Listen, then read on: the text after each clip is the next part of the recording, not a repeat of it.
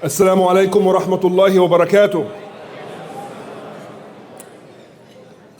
I have spoken to you many times before from this stage, but never at a more important time. I want to begin by thanking you for being here and being part of this important audience as we gear up for another battle that is greater than any other we've experienced before as a community. And we are up to the challenge, inshallah. If you look around you as we do every year, you will see that not only are we a fully sold out event, alhamdulillah, with 1,200 people in this room,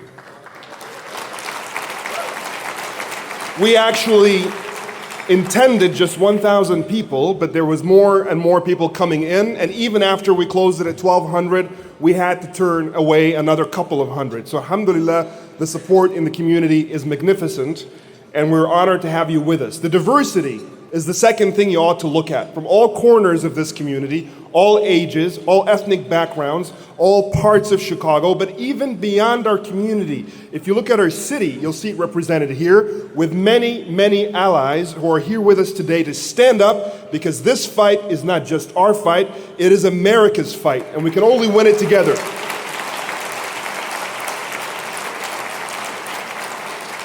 Now I look around on TV and in the media, and I hear voices coming out of the White House, the administration 45, as Zahra mentioned.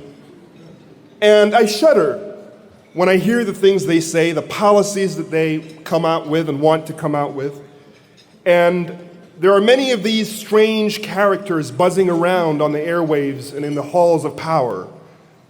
But there are other people, other characters with us and those who have left us, who we ought to also focus our attention on, because they are also part of the American story, because the American story was always, to quote a title by Charles Dickens, a tale of two Americas.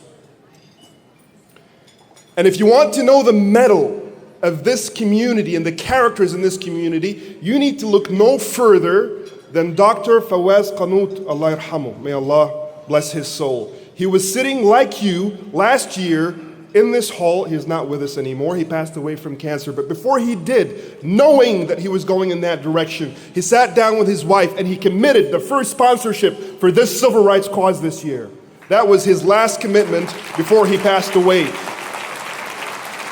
A community with this kind of mettle cannot be defeated. People who are that loving of social justice, that loving of civil rights, that loving of humanity, even as they deal with their own very difficult personal struggles, they don't forget others. That kind of community cannot be defeated. And I want to acknowledge Amna Qanut, who is here today with her daughter, to please stand up, and for us to give her a warm round of applause for the legacy of your husband and the legacy of your family in supporting civil rights. Jazakallah khair. Yes, we heard about the travel ban, and you heard us buzzing around the media, calling it Orwellian, calling it all sorts of names, very valid names, calling it unconstitutional. And we fought in court, and our allies fought in court, and in the media, and in the streets with protests. And alhamdulillah, thanks be to God, the result was that the judiciary stepped in as well and set things straight, at least for now, because the battle is not done. But in the middle of all of this, as you look at those who are trying to ban good people from coming into this country, people who have committed no crime whatsoever other than, in their minds, the crime of being Muslim or being born in one of 7 countries, whose citizens have come into this land for so many years, for centuries in fact, and have contributed like everybody else. But suddenly, that has been criminalized, and we will have none of it, and we had none of it. The last few weeks have been so busy that the first I've seen of my parents, who are sitting here in the middle, in the past few weeks was just today, and I said hello to them the way I would to people I haven't seen in a long time, even though they live just in the next neighborhood. And I'm not the only activist who's working 17-hour shifts around the clock. When the ban occurred and people were being stopped in the airport, and the protests started, and we joined these protests, and the organizing started, attorneys were volunteering to get into O'Hare, including many non-Muslims, to stand with the travelers and to help them. Walking around the terminal, the arrival hall with signs, "I'm an attorney, how can I help you?" As a matter of fact, in the early days before we organized, they looked at the faces of travelers to try to figure out if someone looks upset or sad or with anxiety so they can approach them and say, "Hey, are you facing a problem? Can I help you?" That is the other face of America from what we're seeing in the administration. And we can't miss the fact that this is the face that we are fighting to uphold for all communities. And I want to give a huge round of applause for the O'Hare attorneys that were first on the ground, sitting over there. Please stand up.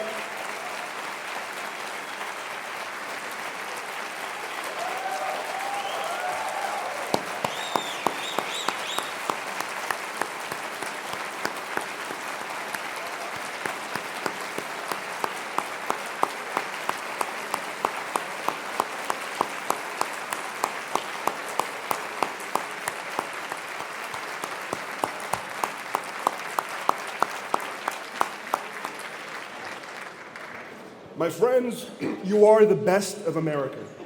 You are the best of America. I want Matt to stand up again. Matt Pryor.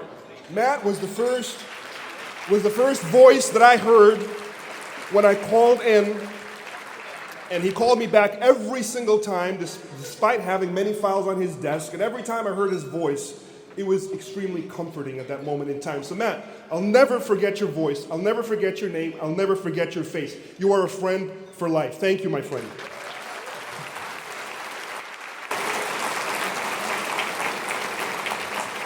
We have Sumaya Anoush, we have Jamie Friedland, we have Julia Adams, we have Sajid Salim, we have Emily Benfer, we have Holly Snow, we have Kem Bass. And I want to particularly thank the leaders of that group. I want to thank Jamie Friedland. Please stand up. And I want Emily and Holly, please stand up.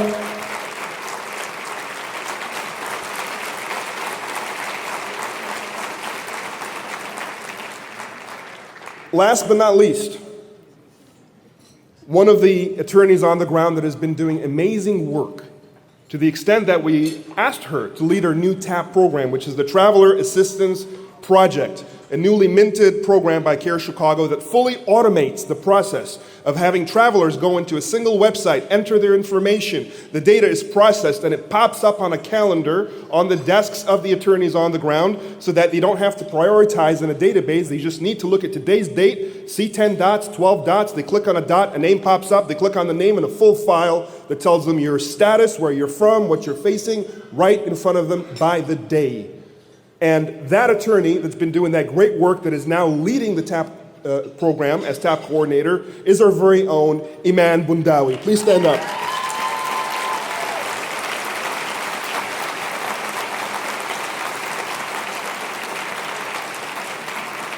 Iman's father, Abdul Nasser Bundawi, for some of the new generation, you may not know his name, for some of you who have been around for a while, know that he was the kind of man out in the Bridgeview community who, while being a PhD, while being a scholar, while being the kind of guy boards would run after, was the guy who stood in long, cold nights to organize parking in that mosque. He passed away while they were children, but Allah never forgets someone who sows the good seed. And today, decades later, his daughter is a leader in this community, standing for justice once again.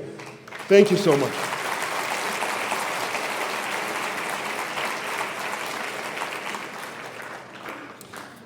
Now, I reserved some love for a very dear friend of mine who's also one of the attorneys on the ground. He's the guy that I would run to when the situation was dire. And he never once said no. When we had two young ladies, their mom called me. They were waiting in the very early days of the ban at O'Hare, waiting for their aunt, who was denied entry based on being of Syrian origin and returned, because at that time that was the law. We couldn't stop it at the time. And I asked the two young girls, the first of whom you met already, Maria. She was the one who translated the Quran earlier, and her sister Judy. Please stand up, Maria and Judy. I asked them to come over to my house, and we spent the rest of the day camped in my house doing media to get their story out, because it was extremely important that we put a human face on this. This isn't just about the law. This is not just about policy. This is ultimately about human beings. And we needed to know the names and the faces of these human beings. And they stood up, young as they are, into the media cameras and very clearly told their story. You'll see a snippet of it in our documentary, inshallah. Now, after that had happened, we got straight to work on the legal front with this friend of mine that I'm about to introduce. And he jumped on it, did his work as he has in many other cases. Fast forward a few weeks later, the aunt who had come here and been denied and returned, coming here to visit her very sick mom who was undergoing cancer surgery, has been returned and is in America, is in Chicago, and is in this room sitting at that table with her mom who is here after her cancer surgery. Please stand up. Sahar al-Ghunaimi and your mom, Isaf Jamaluddin.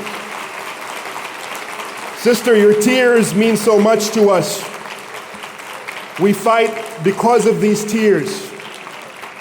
But this gentleman of whom I speak, Kalman Resnick, who is of the Jewish community and is a brother to the Muslim community, is what America is about when we stand together in solidarity. It's not the first time he stood with us. It won't be the last.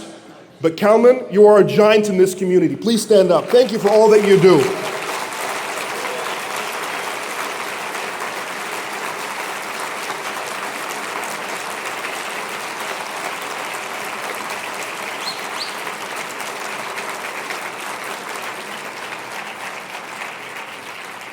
They plan and we plan, they work and we work, they have their policies and we have ours. This is about a tale of two Americas from the very beginning. And this is what I want everybody to understand. This isn't new. From the very beginning, before the beginning, when you look at the Declaration of Independence, many of us look at the Constitution. That's what Khizr Khan, the Gold Star father, popped out of his pocket to challenge Donald Trump, as he should have. But in that same little booklet, if you look towards the end, is the Declaration of Independence. And if you look at it, you'll notice that the entire thing reads like a litany of grievances by a community that was repressed by a stronger power and that was calling for social justice. That is what the Declaration of Independence was all about, every single clause in it. However, at the same time that they were calling for these great aspirational values and principles that we live by today, in that same document was a reference to savage Indians. And at the same time that they fought a war to make the declarations and the requests therein a reality in the new nation, we faced the genocide of Native Americans and African American slavery. And those values were not extended to all human beings living, eating, and breathing and dying on this land. From the very beginning, that promise was there, and it was for some, but it wasn't for all. And what I see is two reactions. And I personally, this is a very personal opinion, I'm not for either extreme. One reaction is to look at this flag and say it represents genocide and slavery and murder and killing. Therefore, a big X on the flag, I'm done. And the other is to glorify what this promise is all about and forget to understand that others have suffered, are suffering, and may suffer if we don't do something about it. Both extremes are incorrect. What we need to do is look at that promise, look at those values, look at these principles, and say, I will make them stronger. Look at the weaknesses, those who have been missed, and say, I will stand up for you and ensure that the tent extends to all people. The challenge, the rivalry, the tale of two Americas is between, on one hand, those who want to keep narrowing the tent that was already narrow to begin with, and those who want to keep expanding the tent so it is not narrow anymore. We stand with expanding the tent.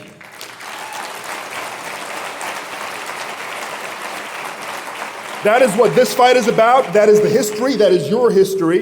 It is still going on. At various moments in history, you will see regression and you will see advancement. You will see the civil rights movement, but you will see Jim Crow.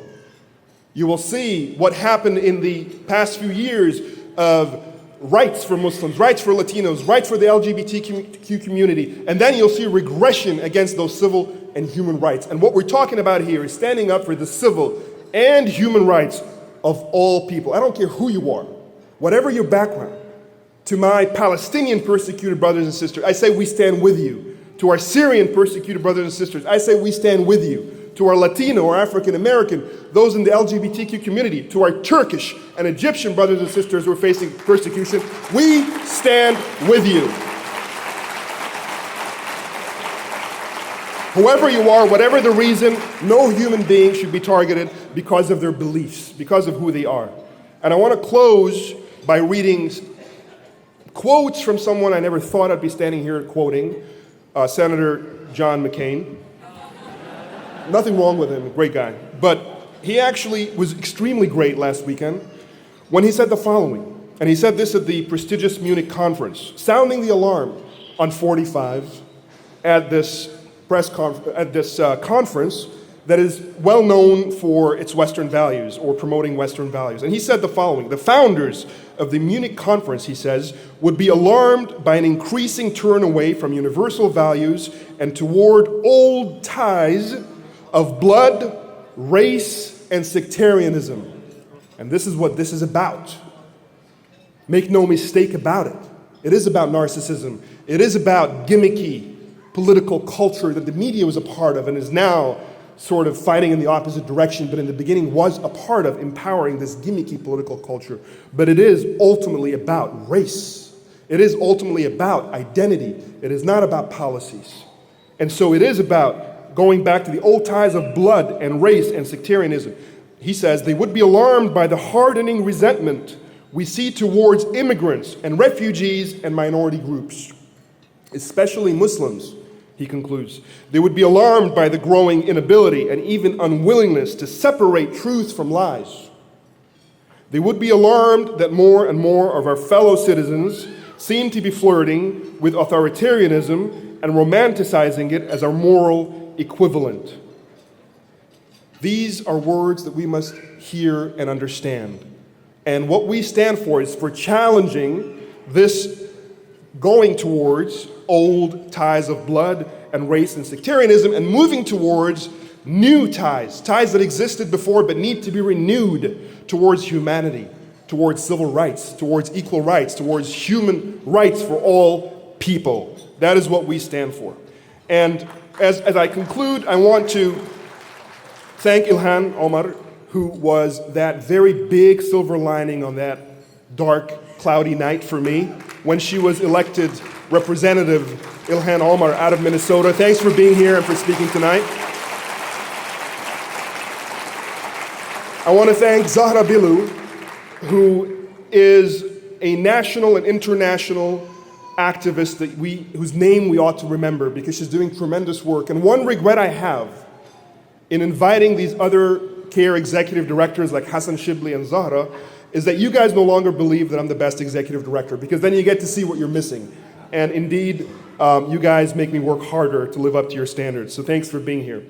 And finally, before we see a short film followed by the super important part of the program, trying to raise funds, by one of our greatest supporters of civil rights in this country, our own Sheikh Kifah Mustafa, who has stood with us since day one. I want to thank your children. I want to thank your children because your children may not have the same fears you have, and they have strong instincts of belonging here. They don't question that.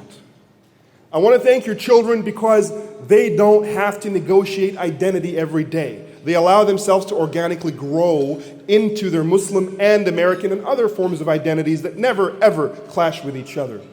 I want to thank them because they remain the inspiration for us at CAIR-Chicago and for activists around the nation to fight for their future and the future of this country. And my promise to them is every time they work hard, we will work harder. We will work harder with our allies, with our partners, for all people, for all Americans, for all humankind. Thank you. Assalamu alaikum wa rahmatullahi wa barakatuh.